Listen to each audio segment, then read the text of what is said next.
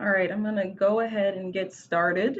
And Daniel, you can just keep letting people in if they show up. Will do. All right, welcome everyone to the first of many test prep webinars that we plan to host this year. This session is going to give the basics of the testing process and some general study tips, but future sessions will dive into the specific testing divisions. And the slideshow that I'm showing, I will share this with everyone after this video today. And as we go through it, anything that you see that's underlined is a link that you can click that'll take you to a web page and you can get more info on that. So let's get started with some introduction. So first, I'm Jade Heiler, and I'm a graduate of the Kendall College MArch program. And actually, Daniel is too. And it's just a coincidence that we both work at Fishbeck. I'm currently an intern architect, so I mostly work on construction documents, but I've dabbled in the design process and construction administration. And lately, I've been getting a lot of experience with marketing and client engagement because I'm the leader of our firm's cannabis industry marketing efforts. And so far, I've taken 2 exams. I took the construction and evaluation last summer, which I passed. And then just earlier this month, I took practice management, which I also passed. Dan? Yeah, so for my brief introduction here, I, like Jade mentioned, went to Fair State on my undergrad and then finished at Kendall as well there. I went straight through my 6 years for education while interning and going through. Once I graduated, I started working full time, and roughly about 3 years after graduation, I actually started my examination and passed the 6 exams in about 4 months. So I ran through them pretty quick in about 2 or 3 months. With that now being licensed and through a lot of my internships, I think a lot of my focus has kind of been in the renovation sector and addition work rather than some new builds. So it's giving a little bit of a niche as I've worked both in Detroit and in Grand Rapids. So it's kind of across the state experience for myself. Yeah, and I'll add that I got my undergrad degree in fashion design. So I have a different path into architecture. I did a 3-year MArch. So basically, that says that you can still become a licensed architect even if you weren't happy with your undergrad. um, these are links here to our email addresses. So after this, if we don't have time for questions, you can email us directly any questions that you have. So this first slide is pretty basic. It's just language taken directly from the NCARB website about what the examination is. And although your license will come from the state itself, so if it's Michigan, it'll be the state of Michigan, will do the licensing. NCARB is the one that creates and administers the testing program and sets those requirements. And the intent of the exam is based around competency. So each exam covers a different portion of the architect's role, and you'll likely end up working in like 1 or 2 of these areas. But in order to get your license, you have to have a general understanding of all of the areas. So you can click this ARE link or this NCARB link, and it'll take you to more information on those things. So how do you get started with testing? First, you need a NAB accredited degree. And those of us that did go to KCAD in its early days, like we understand this very well because we were going through the accreditation process while we were in school. So Daniel graduated a few years before me, but our program didn't reach accreditation until my class graduated in 2019. So if you don't have a NAB accredited degree, you can click this link to see the list of all of the accredited schools in the country. And it doesn't matter what state you go to school, you can still get your license in whatever state of your choosing. And then the next step, you'll need to establish an NCARB record. And if you click this link, it'll take you to where you can start that record. And they'll need to, first you'll need to pay to start the record, which is $100 to start. And then you pay $85 every year to keep it going. And you want to make sure that you do that, because if you're tracking hours and you're tracking your exams and then you let your membership lapse, then you have to like re-enter all that information and it gets really complicated. And you should ask whatever company that you work for if they will pay for your record, because I know Fishbeck does, and I know a lot of other firms in the area do, and it's kind of like a standard now. So if your firm isn't doing it, like, they need to be, in my opinion. So if you need help on how to push for that, again, email me or Daniel, and we can help you like talk through that and figure out how to get that for yourself. And what else about NCARB record? You'll need to request eligibility to take the exams, and that basically is proving that you graduated from that accredited school. So they'll just ask for your transcript, and you'll have to send that through the what is it called, Daniel? The website where you get transcripts. Is that Publishers Clearinghouse? Yes, Publishers Clearinghouse. They will send your um, transcript directly from them to NCARB so that you're not touching it and they know that you didn't do anything funny with it, make it look different than it should. Um, so each jurisdiction has different requirements on the testing. And some states will let you test before you get your degree, like you can test while you're in school. Some states make you wait. Again, on the NCARB website, there is all that information. There's a tool that you can use that will show you what is specifically required for your state. And then scheduling the test is also done through the NCARB record. You'll just have to pay $235, and then it'll link you over to the Prometric website, and then you can pick your test date. So all 6 exams in total will be $1,410, which is a scary number. But again, that's something that your firm should be reimbursing you for, at least if you pass the exam. So if you can scrounge up $235 for the first test and you pass it, then you get reimbursed and you can use that to pay for the next one. And that's what I've been doing. Like, $235 is a lot of money. So there are now 2 different ways to take the test. They've introduced online testing now, which is new, but in-person testing is at the Prometric Center, and the one here in Grand Rapids is on Burton Street. And this is an actual photo of it. It really does look that shady. It's not an interesting building, but it's not just the ARE exam that comes through there. There's all kinds of professional tests that they do there. So you'll be sitting next to someone that's maybe taking some sort of doctor test. I don't know, but that's where you'll go. And they have a lot of security checkpoints when you go there. Like, they're going to check all your pockets. You can't wear any jewelry. They're going to check your glasses, your shoes, your hair. Well, if you have, like, let's say you put your hair in a big ponytail, like, they'll make you like take it down or something to prove that there's nothing hiding in there. Like, they're very serious. They will take your photo before you take the test and when you're coming out of the exam to make sure that you're the same person that went in there.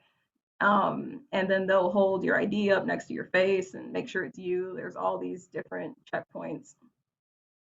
The online exam, I'm not too familiar with. What I do know is that they will reimburse you $50 after your first exam to cover the cost of getting a webcam.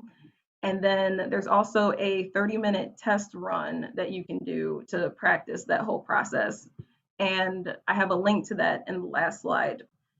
And so my husband actually did take an online exam. He's not in architecture. He was taking the Well AP exam. He did that virtually. And he basically just had to clean off his desk completely. And you have to show like what is all around you, move the camera all around, which is why they want the external webcam and not the one that's on your computer. And I guess there's someone on video watching you the whole time. So kind of creepy, but it works. Okay, next slide. Let's talk about scores. So the provisional score is the one that they give you right after the test. It'll say, would you like to see your provisional score? And you can say yes or no if you want to. I always click yes, I want to know. And it'll say you will likely pass this or you will likely fail this. And from what I've heard from others, it's pretty accurate. Like I don't see how it could be wrong. Like they're just looking at how many you got right. It should be that easy. Um, and then the official score, they say takes up to 1 week, but in my experience, it's been the next day. Like they're pretty fast. And if you fail, they'll give you a full score report that tells you how you did in each section so that when you study for your retests, you can focus your efforts on the areas that you didn't do so well on. If you pass the exam, they don't tell you anything. They just say you passed, you're done. Um, the cut scores are the minimum scores needed to pass each exam. And this is a link to the current cut scores. It will show you what percentage that you need to pass in a range. And I think it's the product development and the programming exams. Those two have the highest score that you need to pass. Those are the hardest ones that I've heard. I haven't taken those yet. And then the rolling clock basically tells you that you have 5 years to pass all of the exams after you take the first one. And 5 years is a decent amount of time, but you do want to make sure that you're not going to have any crazy life things that come up once you start, because then you'll have to start over. So I'm going to quickly go through some of the exam item types and the basic exam format. So first of all, there is this graphic that shows what your appointment time includes. So if they say that the test is 3 hours and 30 minutes, it includes this time for the introduction and the conclusion, which is just a bunch of disclaimers that come up that say, I'm not going to share this with anyone because you're not allowed to tell people what's on the exam. We're not going to tell you what's on the exam today. We're going to tell you how to prepare for it. And there's always going to be case study items at the end. And then the discrete items are basically these here. There's two different types of questions. There's the understand and apply, and then the analyze and evaluate. And if you look at the NCARB's handbook, their guide that they put out, which I have a link to in the last slide, it tells you different examples of these type of questions. And I am not 100% familiar with that. I don't know, Daniel, if you can explain that better. No. Basically, some questions will ask you to apply apply what you know into a situation. So they present you with some sort of situation like the client wants this, these are the factors, what do you do? And then the analyze and evaluate, they'll give you like a contract or something and say, where do you find this information, or what does this mean? Things like that. So I'm going to go through each of the item types because I think it's really important to understand the different types of questions that there will be. So the first type is the normal multiple choice question. These are example questions from Black Spectacles Test Prep. And so basically this one is asking, what type of insurance should the firm consider purchasing if they're awarded this project? So they give you an explanation of the project and the different factors, and then you select which one is right. And the thing about these exams is that they want you to really understand what the different things are. So it's not as simple as, oh yeah, they only need project insurance. They don't need any of these other ones. But you do need these other types of insurances, but it's what is relative to the situation that they're presenting to you. So it's really important that you read carefully what they're describing, because if they're telling you something, it could be important or it could be a red herring just there to trick you. But that's why they want you to really understand what these different types of things are. The check all that apply, those, I feel like those come up a lot. Like this is a very common type of question. And it's difficult because you have to figure out which ones matter. And I'm trying to think of a really good example of that type of question where they're like, which contracts do you need for this situation? And you have to select which ones. And it'll just give you the contract number. It won't tell you what the contract is. So you have to understand what the number means so you know which ones to select. And so I think that these are the most difficult kinds of questions to deal with on the exam, in my opinion. To be Um, prepared for those, though, I will agree they are the most difficult, but they always do tell you a quantity that you are going to check for. So make sure you're always cross-referencing and saying, do I have enough or do I have too many? And just verify that as it's shown here, check the four that apply, you're going to check four and then move forward. Because if one's wrong, the whole question's wrong. and I had another thought. I forgot it. Sorry to cut you off. No, you're fine. It was when you were talking that I thought about it. We'll come back to that. Okay, the next one is the quantitative fill in the blank. That's like basic math problems, but that will require you to know the formulas that will be on the exam. And there are a lot of formulas on the practice management exam. Like that's what this question comes from. And once you really understand what the formulas are trying to get at, it's kind of easy to figure out what you need to do. So like for this one, construction cost times fee equals architect's fee. Like that just makes sense. So what you want to do is try to do the studying on a method of trying to understand and not just the method of trying to get the questions right. Because if you understand the concept, you'll have a better time of answering that question on the exam. And then the hotspot, which from what I hear, this is the new thing versus the 4.0 to the 5.0. I never had to take the 4.0, so I don't know anything about that. But basically, you just select where they're telling you. So in this one, they say, where in the timeline can the owner expect the single largest bill to come from the architect? And so you can select anywhere in this green box. And I ended up selecting right here at the end, which just happened to be in there. And it's a little scary because you think, okay, so if I miss by like an inch, does it mean I get it wrong? But you just don't think about that. Just answer it and it'll be fine. The thing I like about Black Spectacles is that after your practice test, they give you an explanation of why you got it right or why you got it wrong.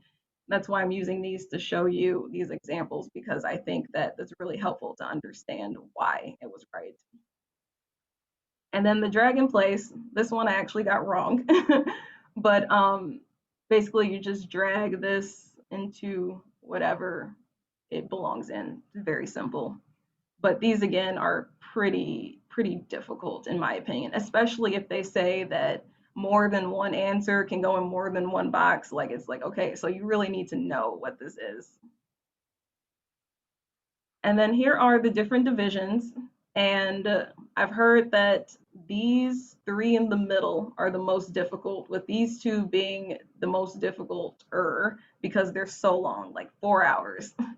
And in my experience, you will use that entire time on the exam. When I would take practice tests, it would take me like an hour and a half to get through it. But then on the actual test date, I go right up to that 3 hour mark because you're thinking really hard when you're doing the real thing. You're second guessing yourself, you're checking them to check back later, and just plan to use that whole time. And so now me and Daniel are just going to briefly give our experience with studying for the exams and our personal study tips. And what I really want you to understand is that everyone's study process is different. Like we're all different. And if one thing works for you, then just stick with it. Like think back to college, think back to high school. What study methods did you have that worked? And if you didn't have any that worked, then just listen to our reasoning for why we do these things and see which one fits you better. And then you can always ask us more questions later if you want to understand more. So Daniel, giving it to you.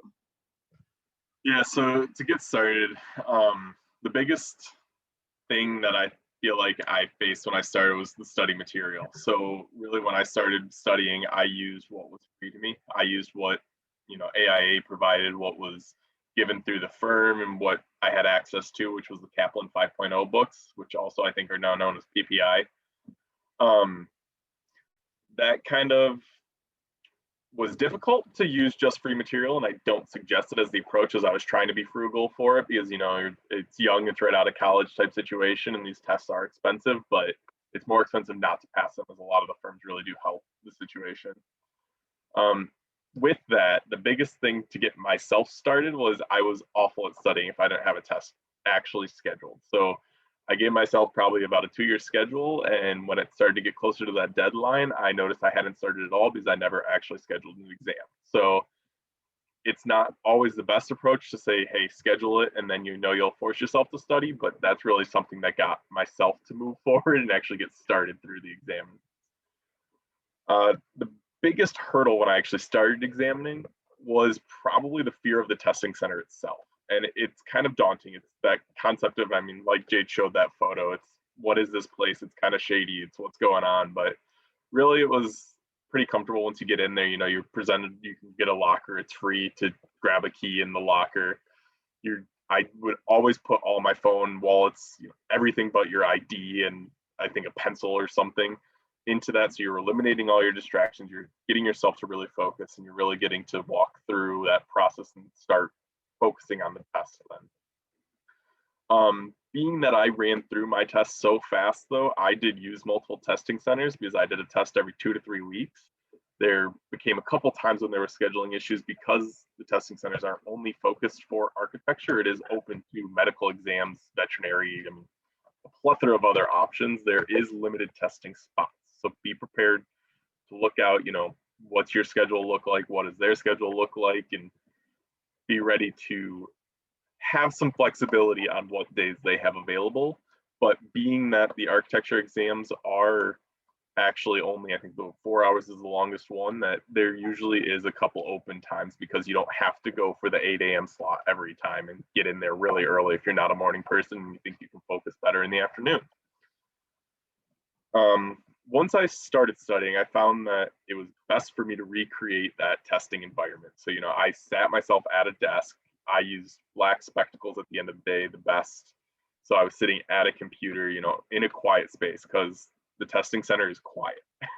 If you haven't been to one, there's a field of computers and they offer you headphones, they offer you earmuffs if the fans or somebody's coughing or there's a possible distraction around you. So you really can isolate yourself and create that environment for you to just focus forward on your test. As I was going through it, like I mentioned earlier with the free material, I got through 2 exams with the free material and then I failed one, which I haven't heard of anyone running through them without any failures. And that's really where I learned, don't just go for the free material, because I opened up my experience to what other materials were available and found black spectacles to be far greater for the way I studied, and sitting in lectures and taking notes and really being able to write everything down and take the practice exams that match the software exactly. So really open up to what's available and don't limit yourself, because there are a lot of options out there, and really use the resources that are available. Once I learned how to get through some of the practice exams, I learned a couple big things from them. And like Jade had mentioned earlier, there is a concept of, going through the practice exams, passing every practice exam you take, but that doesn't always translate to the exams themselves, because you're going to sit in there, it's going to take a lot longer, the questions are going to be a lot different. So don't guarantee yourself your success on the practice exams either, but at the same time, learn from those practice exams the software and what the questions can provide yourself as additional answers. So a couple of the big resources I used as going through the tests is always cross-referencing questions. So as I didn't know a question, on my piece of paper with my pencil, I would jot myself notes on those questions that you don't know, and I would skip them at the time being, because some of the tests have upwards of 100 questions, so there's a lot of probability that other questions are going to provide you answers as well. So following that through, the end of the test also provides you a checklist for what questions are answered and unanswered, so you're not spending additional time to really kind of have to dig for what questions you didn't answer. So don't worry about that if you skip an answer, and get through all the ones quickly first, and go back to the answers you didn't know and find what may have else been provided in the exam. So you're really being able to check yourself and cross-reference information that's already in front of you and given if you have any questions. The second biggest tactic I used was for some of the different questions, as Jade started to mention, a lot of the end questions of the fill in the blanks and the design charrettes. I would always start with those. And I chose that as the best approach because they provided the most information. So they're going to have formulas, content, additional information that I could write down and use on other questions in the test. And then you knew what resources you had from the start. Plus, I would always have to reread the questions. I'm not the best reader. I'm not the best person at understanding content the first time through. So it's rereading, paragraphs of information on those pages 2 and 3 times through to make sure I really understood what they were asking me, because their questions and answers can be so close to one another. So understanding that, seeing what contracts are often provided at the end of the exams also helps. So if there's contract questions, it may tell you what your B101s, B201s, and else are already going to be that they're going to ask you for in another question. So it's really using the exam to provide you the most leverage you can have as well, was I think my biggest tip to really exploit. But I'll hand it back to you, Jade, for what advice you can also give them, as you're a little more fresh on the exams as mine. We're almost about a little over a year ago now. Yeah, so I'll start with the first difference is you can't bring a pencil anymore or paper. It's now fully digital. There's what's called the whiteboard, and you have to use that to take all your notes and write everything down and do all your calculations. And I highly recommend that you try that out. There is a practice version of that on NCARB, but there's also a version of that on the Black Spectacles practice exams too. And it's weird to use, so I highly recommend you try it out. When I first started using it, I would draw things like with a pen, and I thought that was like the closest to writing, but then I realized that typing was still the fastest way to do it. And um, yeah, that's something worth trying out beforehand. Um, so me and Dan are different types of people. Like I'm a very reading, writing type person. So I personally don't like the Black Spectacles lectures. I have ADHD. I can't sit and just watch a video. I get bored. So it's better for me to read and take notes that way. So I really liked using the PPI online version. So the book that PPI uses, it's not in order of the exams, but their study guide lets you know which chapters of the book to read for that exam. And they'll even make you read the same chapter for 2 different exams if it's going to pop up more than once. So I really liked that one because I could go through at my own pace, take my own notes. I use Microsoft Notes to take notes, and you can sort it by pages and all kinds of different sorting methods. And I'll happily share my notes with you. I know I shared my notes with Sabrina when she took her exam last month, and I'll happily share anything that I have. Um, I'm not a morning person, so I would never sign up for an 8 a.m. exam, like always at noon, always, always. And I don't plan to study before that either. Like I do all my studying beforehand, I sleep in till like 10, and then I go take the exam. Like that's the best way for me to feel fresh. Um, so as far as the test itself, some tips I would say, make sure you answer all the questions. It seems really simple, but just don't skip it because you don't know. Like just guess. Like your chances of getting it right from a guess are way greater than you knowing that you're going to get it wrong if you leave it blank. So answer everything. And then also don't try to get 100% on this. Like do try to get 100 if that's going to make you push harder to get more right, but just know you don't need 100 to pass. You don't even need an 80% to pass these exams. Like they are not looking for perfection, they're looking for competency. And the when you start going through the questions and you come across something that asks like what contract does this, or what does the contract say about this, and you're not sure, I always save those questions for later because you never know what's going to pop up later on. Like in the case study, they might have that contract in there, and then you'll get lucky and be able to use that and go back. Also, when you are doing the case studies, they'll give you like 5 or 6 resources. Definitely read through the overview of the situation, but just skim through the resources and wait until you get to the questions and then figure out which resource you need for that question and then read it. Because you don't want to spend all your time reading through these resources and find out that the one that you read you didn't even need. So that's my advice. Know what's there, but don't read it until you need it for that question. And then what else do I have here? So one thing that I've realized is that the B101 contract, the architect owner agreement, and the A201 contract, my patio chairs are all falling over from the wind right now.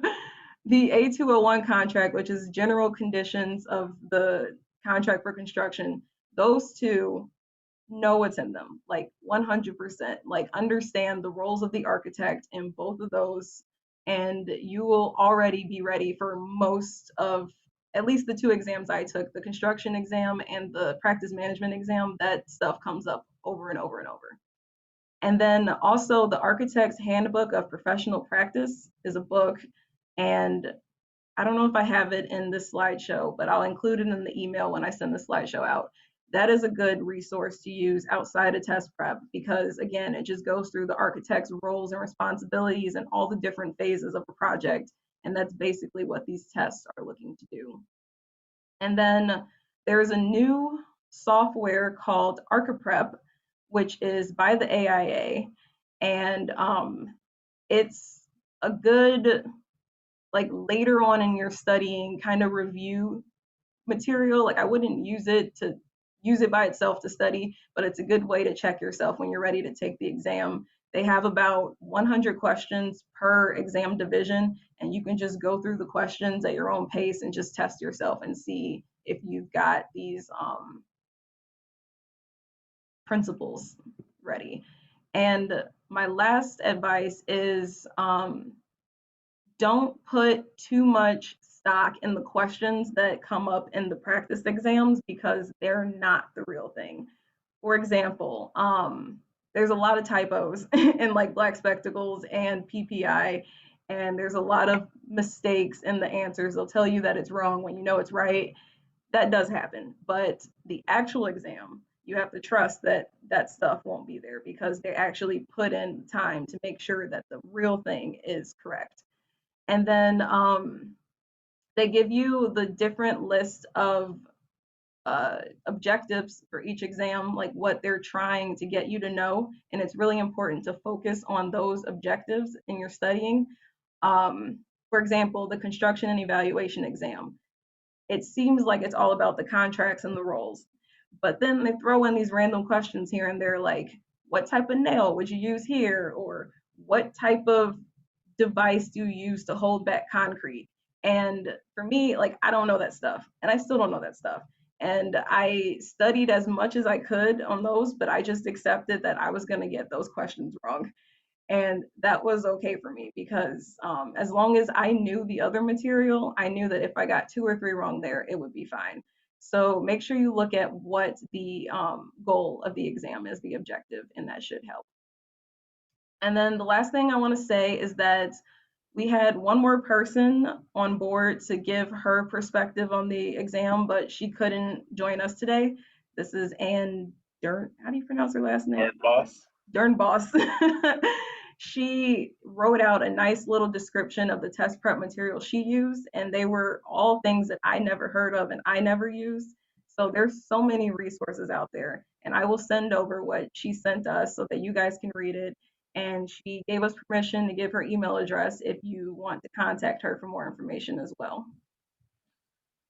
So this last, oh, sorry. Also in some of the preparation, for those taking the exam still, if you don't pass an exam, don't ignore anything that was on that exam, as there's not exam A, exam B, exam C type concept. There's a pool of hundreds of questions that they will draw from. And in my failed exam, when I retook that test, there were exact questions that I got again. So again, know all the content, don't ignore anything because you don't think they're going to ask something about that.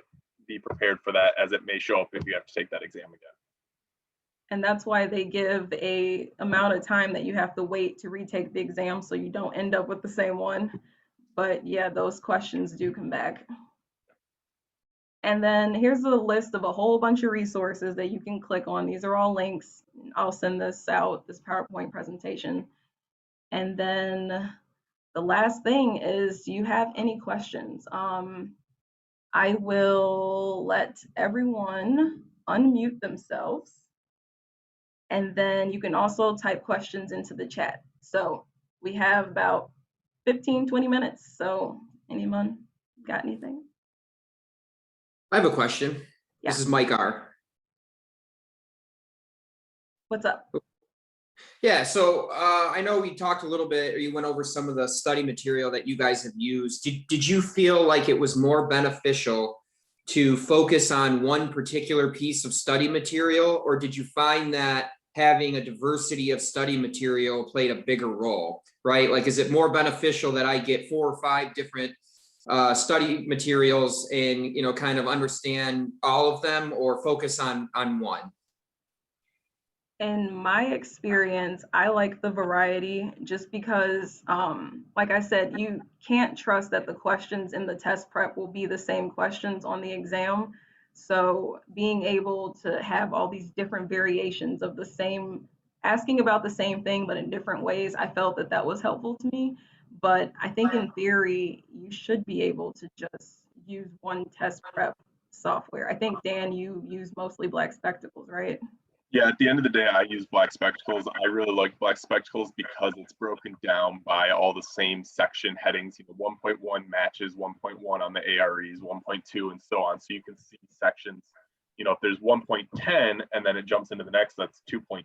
You know, or you knew that the one section had a lot more content to focus on the test for myself, to focus that learning on, because it's not shoot for 100, it is a pass fail. So it's really understanding as much as you can rather than having everything understood. And even though I didn't use Black Spectacles to study, like I didn't really watch the videos, the practice tests definitely came in handy. So I would use PPI to read through the material, and they had 3 practice tests, and then Black Spectacles has 3 practice tests, and then the AIAGR Prep has like 100 practice questions. So it's just, how many practice questions do you think you need? That will determine how many test prep materials you need. And when do you think you're starting to introduce the practice exams? Like, let's say you set aside a month, just for the sake of conversation, to prepare for this exam. Are you getting right into the practice exams and then going over the material so that these sort of key terms jump out at you? Or are you sort of going through, you know, maybe it's the Black Spectacles lectures in Daniel's case, or the reading material in the PPI case, and then touching on them? Or how should you approach when you use what type of study material?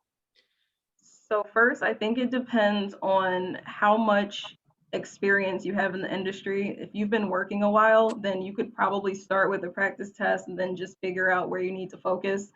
But I know when I first started studying for my first one, I took a practice test and I got like a 30%, and I was like, nope, that don't work. But the test prep software and books, they usually say like read this or watch this and then do the practice test. And if you get this score, then move on to the next. If you don't get this score, then go back and read this. That's what I like about the test prep, is that they guide you through that. So they tell you when to take the practice exam, but it's really up to you. You could go either way. Yeah, I'll voice. Sorry, go ahead. I did the opposite of Jade again. I think we have really contrasting approaches here, which is great to understand that it's, you know, really open. But I went in with the practice exams first to kind of know what areas I knew already, so I could really utilize Black Spectacles to match up and focus my studying to better learn the areas I didn't. Okay, and not to be a mic hog or anything, is there anything that you guys could say with regard to time management? I've taken 2. I have 1 pass, 1 fail at this point, and I found using the whiteboard to be very difficult. And the reason being is because there are some lengthier math problems, and not that they're difficult, but if you're doing utilization rates for an entire firm and you have to break down all of these numbers, it can be very time consuming. So is there anything you guys can say with regard to time management and, maybe with your experience with the whiteboard or just in general?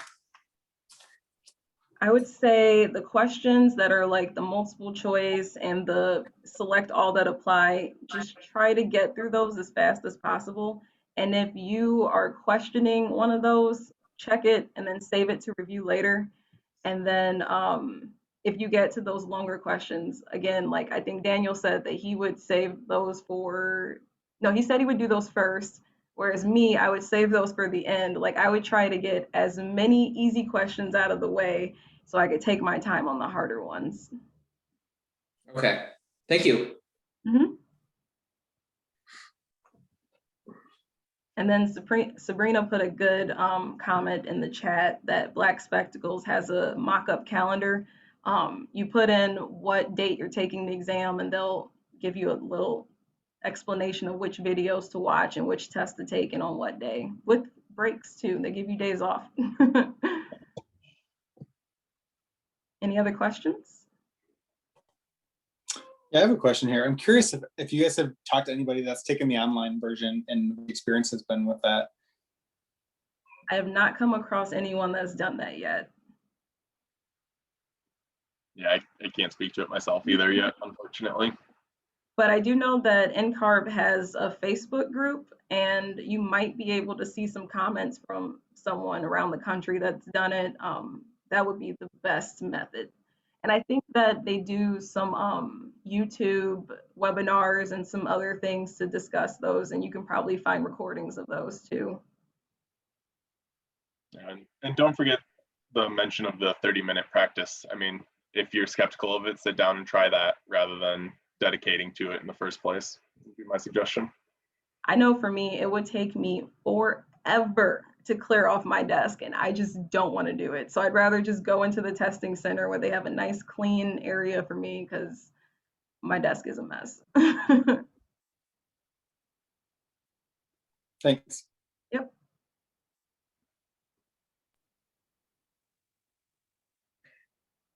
I had a general statement too. I know because Black Spectacles keeps coming up. One thing that I would say to those listening and that I found helpful, and in addition to the things that you guys are saying, is that there's communities within these study groups, right? And there's forums, and with Black Spectacles in particular, you're able to, if you need additional clarification, because sometimes there's a question that comes up is the difference between statute of limitations and statute of repose and things like that, and sometimes it's not clear. And so just, as a kind of a general thing to throw out there is that ask those questions, because they'll respond to you, usually within 24 to 48 hours. And that's a licensed architect that's responding to you. So, within these resources, it's not just the lectures and the practice exams. There's tools to connect with a broader community and to ask these questions, and they're anonymous, and you don't have to feel like it's a stupid question, and somebody will always chime in and give you a professional perspective. And I just thought, with the audience, it'd be worthwhile to let people know that, because you are going to have questions, and there's many times that I did and still do, and I have a long way to go, and I wish somebody had brought that to my attention sooner. So I just want to get that out there. That's a good point. Asking questions while you're studying was definitely something I did. Like I would send Daniel texts at like 10 o'clock at night. I have other mentors that I have that work in architecture. I would send emails to managers at work. Like there's so many resources out there. Don't get stuck. I even emailed one of my accounting friends for some of the accounting questions, and just any resource you can find. Yeah, ask lots of questions. I have a question. Could you elaborate on the Black Spectacles? There are two options, I guess. One is the ARE 5.0 prep, and then the learning software. What is the difference, I guess, and which one did you choose? Or yeah.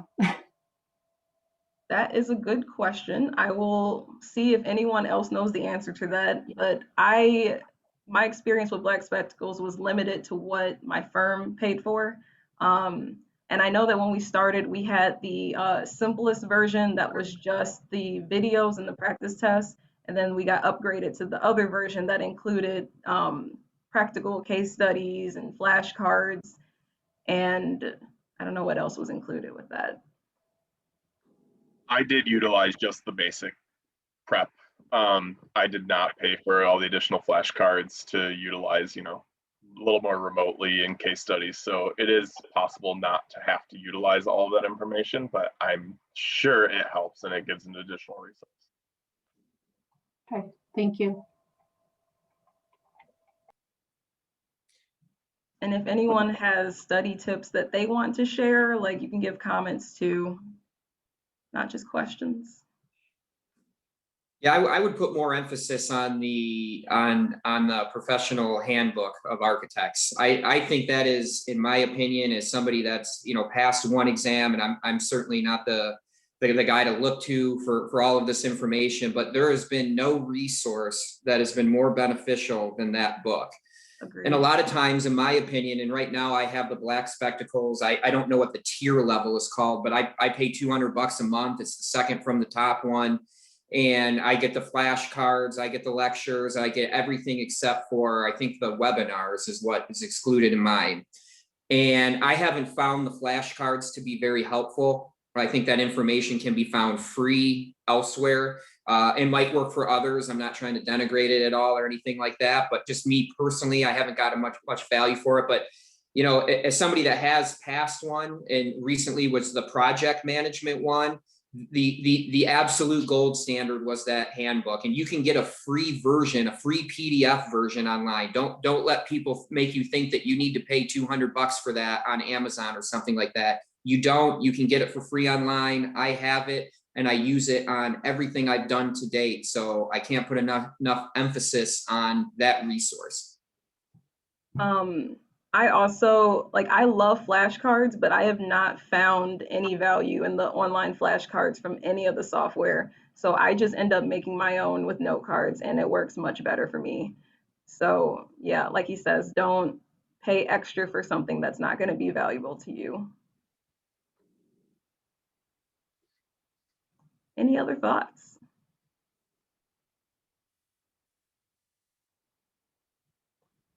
So, this is Michael. So, recommendation for the software one is going to use is either Black Spectacle or PPI, right? That is my advice and Daniel's, but I'm going to send out the information from Anne, and she has 3 other options that are out there, and they might be Okay. cheaper, they might be easier to use. It's really up to your study method. Okay. I mean, the reason I'm asking is because, I mean, sometimes there are some of us that read 4 to 5 books altogether, which isn't really efficient. I mean, in my own opinion. So, I mean, it would be nice if we can get maybe 3 study materials or 3 areas that we know that, okay, these ones are adequate, so that we don't go ahead to get as much as 10 or 7 to 10 different study materials and just end up reading so many things. Yeah, I think the biggest thing to say to that is find how you best learn. And there's going to be a plethora of materials out there, both from our suggestions here and the additional emails and resources that just exist online. Information is cheap right now. So best associating how you learn to what content you're learning is going to be the best thing you can do. And unfortunately, it's hard because there's a lot of great resources out there. It's hard to just narrow it 1 or 2 to give out, because as Jade and I are the examples, we're both going to learn totally different from one another. And anything I suggest, she may hate. So it's really learning that focus for yourselves. Okay. Thank you, Daniel. Thank you, Jade. I appreciate it. Yeah, thank you for joining us. All right, well, you can always send us emails if you have more questions, and there will be more sessions coming up. We're going to have some actual working architects do some deep dive into different parts of the exam sections. I'm working on an event for next month, which will include one of the recently opened architecture firms talking about the marketing side of things, which will coincide with the practice management exam. And we'll just keep putting resources out there. And I'm also working on putting together a group, some sort of Slack channel where we can communicate with each other and ask questions and give advice instead of waiting for these events, and just do that stuff in real time. So stay tuned. We're all going to get through this together. We're all going to get licensed. It's going to be great. Exciting, and it's worth it. Yes, it's worth it. You get paid more, you get more responsibilities, work is more fun, you understand your job better, like so many benefits. And with that, that is all. You got 8 minutes back. So enjoy the rest of your day. Thanks, everyone. Bye, everyone. Thank you. Bye. Yeah.